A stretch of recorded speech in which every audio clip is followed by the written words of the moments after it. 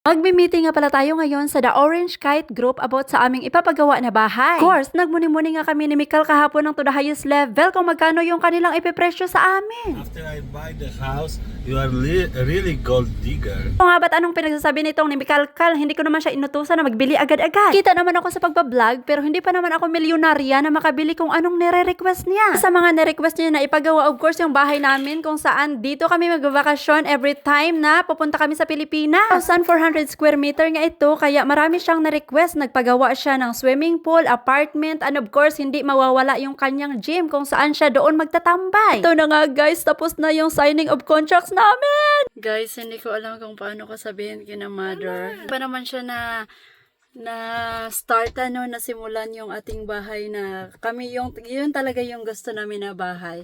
Simple lang siya, but at least meron kaming mapupuntahan every time na magbabakasyon kami dito. Pagtipon-tipunan pohon.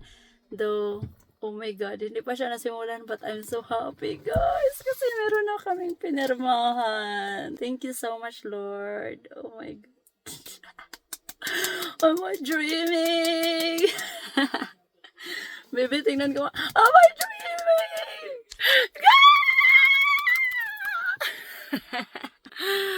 Oh my God. My heart is so happy. Wala, ang saya-saya ko guys. Hindi ko alam kung paano ko sabihin kina mamang na magkakaroon na kami ng puhon. Though hindi pa naman na startan. No, diba napaka-OA? Hindi pa nag-start na. Tapos kanang napakasaya. Ayan na.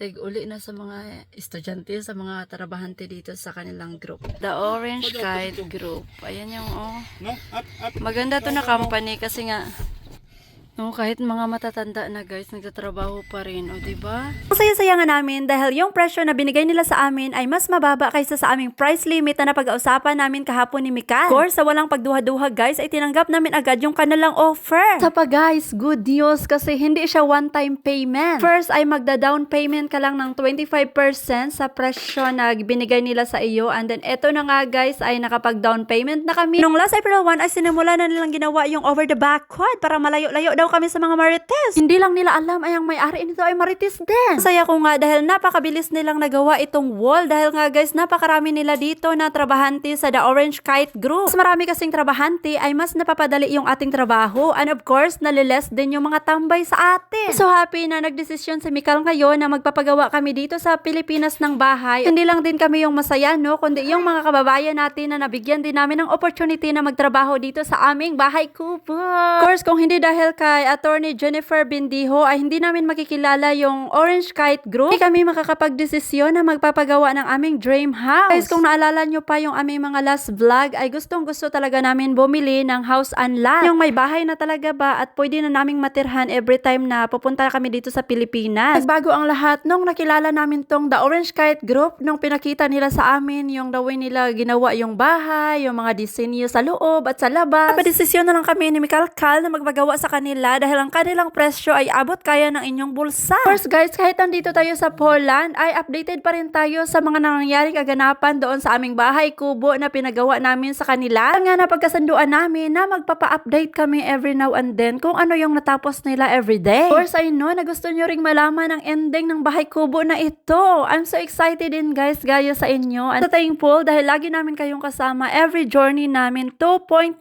million people in the world. Sino bang mag-aakala na ang Dudkos Kini Pamilya ay malapit ng mag 3 million? Hindi natin malalaman kung ano yung swerte natin sa buhay. Kasi nga kung dati ay nangangarap lang akong magkaroon ako ng sariling bahay, ngayon guys, binless talaga ako ni Lord ang to the highest level kasi hindi lang bahay yung bibigay niya sa akin. Tapos kasi nilang magawa yung wall na ito ay na-request naming unahin is yung aming bahay kubo dahil every time na magbabakasyon kami dahil babalik pa nga kami dito sa Pilipinas this year. Ating pangalang namin dito sa Poland ay nag-isip-isip na naman si Mikal na bumili ng ticket. Kung nga ba guys, ay napamahal lang sa kanya yung ating inang Pilipinas. Sino pa namang hindi mapapamahal sa ating tropical island? Pagkatapos silang magawa yung aming over the back code para malayo kami sa kabihasnan, ay isusunod na nila yung aming bahay na pinapagawa. Kung nga sa inyo na hindi ito one-time payment. Example, pagkatapos silang magawa yung aming bahay, ay magbibigay na naman kami ulit base sa napagkasunduan namin sa aming lawyer. Kung kayo ay nagpaplano kung magpapagawa kayo ng bahay dito sa Dumaguete, I guess meron din silang branch sa ibang location sa Pilipinas. I-update ko na lang kayo kung meron meron silang iba't ibang branches dito sa Pilipinas. And of course, huwag niyong kalimutang halughugin yung The Orange Kite Group na page. Of course, magmarites din kayo nung sa inyo, no? Hindi lang yung sa akin lang lagi. Kasi rin ako dito sa aking life, guys. Kaya kayo nang marites dito sa The Orange Kite Group.